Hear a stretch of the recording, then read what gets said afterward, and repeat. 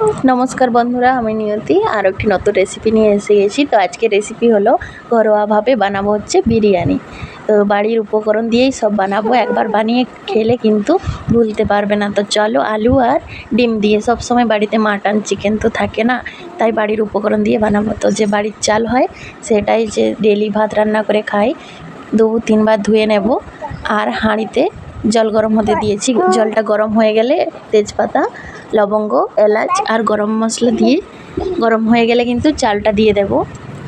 দেওয়ার পরে 1 চামচ লবণ দিয়ে ঢাকা দিয়ে দেব। যখন ভাতের জলটা ফুটবে তখন ঢাকাটা উঠিয়ে দিতে হবে। তো দেখো, এখানে কিন্তু হাফ সিদ্ধ, যেমন বিরিয়ানি বানাই এইভাবে। তো তেজপাতা আর গরম মশলাটাকে আমি ফেলে দেবো, এটার এখন কোনো কাজ নেই। আর পেঁয়াজ, 3টি পেঁয়াজ কেটে নিয়েছি বেরেস্তা বানাবো বলে। 1 চামচ নুন দিয়ে রেখেছি, 5 মিনিট মতো রেখে দিলে কিন্তু নরম হয়ে যাবে। আর জলটা এইভাবে হাত দিয়ে চেপে চেপে বের করে দেবো, তাহলে কিন্তু ভাজতে সুবিধা হয় বেরেস্তাগুলো। বেরেস্তা বানালে কিন্তু এই পদ্ধতিতে বানাবে, দেখবে খুবই সুন্দর হয়। তো আমার কাছে রিফাইন তেল ছিল না, আমি সরষের তেলেই বেরেস্তাটা ভেজে নিচ্ছি। তোমাদের কাছে যদি রিফাইন থাকে, রিফাইনে কিন্তু আরও ভালো হয়। তো চলো, বেরেস্তা আমার এখানে লাল লাল করে ভেজে নিয়েছি। 3টি আলু নিয়েছি, এগুলোকেও ভেজে নেব লাল লাল করে। এপাশ ওপাশ ভালো করে ভেজে নিতে হবে, একদম লাল লাল করে। এখানেই হাফ সিদ্ধ হয়ে যাবে। আমার কিন্তু আলুর খুব পছন্দ বিরিয়ানির। তো ডিমটা আমি এইভাবে ছুরি দিয়ে কেটে নিয়েছি, তারপরে ভেজে নেব লাল লাল করে। এপাশ ওপাশ এটাও ভেজে নেব, ভেজে উঠিয়ে নিয়েছি। এইবার একটি পেঁয়াজ কেটে রেখেছিলাম, পেঁয়াজটি দিয়ে লাল লাল করে এটাও একটু ভেজে নেব।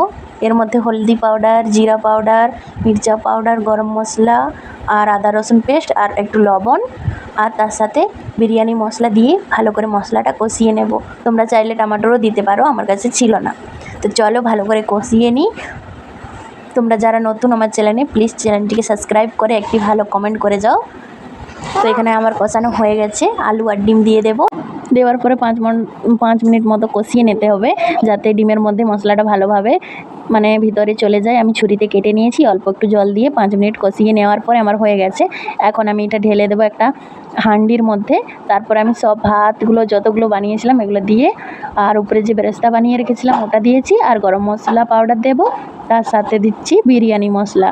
তো তোমরা চাইলে ঘিও দিতে পারো, আর উপর থেকে একটু নুন দিয়ে আমি এখন এটা বসিয়ে দেবো। একটা তাওয়া গরম হতে দিয়েছি, রুটির করার তাওয়া। তো তাওয়ার মধ্যে বসিয়ে আর ভারী কিছু উপর থেকে দিয়ে 20 মিনিট মতো রাখলেই কম আছে, কিন্তু আমাদের রেডি ঘরোয়াভাবে বিরিয়ানি, কম উপকরণ ছাড়া।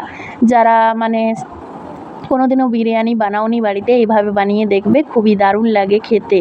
আমি এটা ফার্স্টবার বানিয়ে দেখেছি, খুবই ভালো লাগছিল খেতে। তো এইবার আমি সার্ভ করে দেখাচ্ছি তোমাদেরকে কতটা ভালো হয়েছিল, তোমরা দেখেই বুঝতে পারছো। আর কে কে ট্রাই করেছো অবশ্যই কমেন্ট করে জানাবে। তো আজকের মতো এখানে ভিডিওটা শেষ করছি, দেখা হবে নেক্সট রেসিপি নিয়ে।